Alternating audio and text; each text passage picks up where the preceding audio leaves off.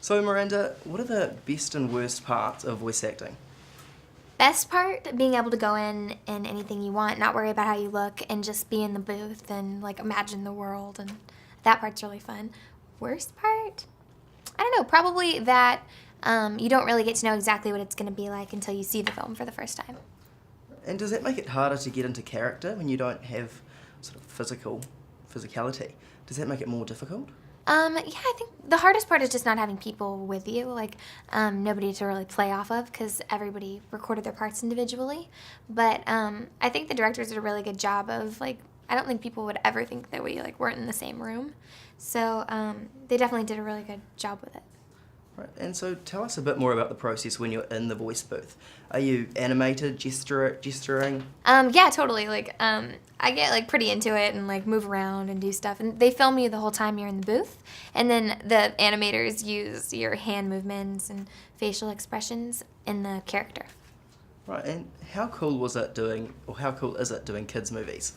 It's really fun. I mean, I think this movie's cool because anybody, I think, could enjoy it. And it's awesome when like an entire family can see something and like the parents don't have to feel like they're like being tortured.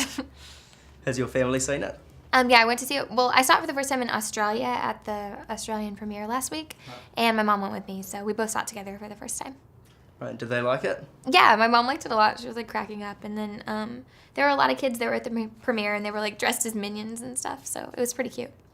Right. And are you like Margot?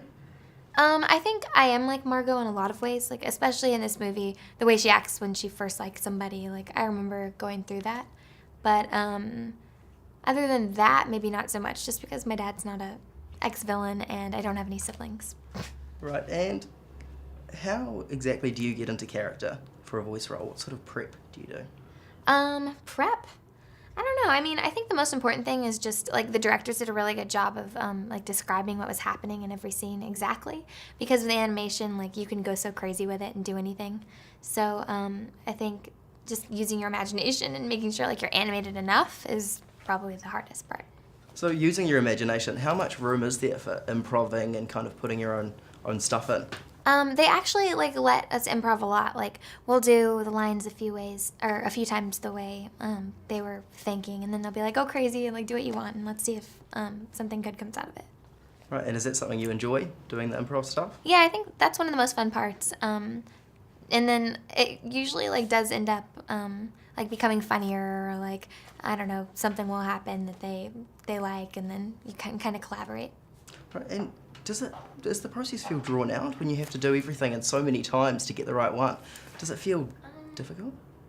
I don't know. I mean, we kind of do each line a lot, but I don't really think it feels drawn out because we do the lines all different ways. So like even if we're saying the same line, we'll do it like 12 different kinds of ways. So keeps it exciting. And what's your preference, voice acting or on camera?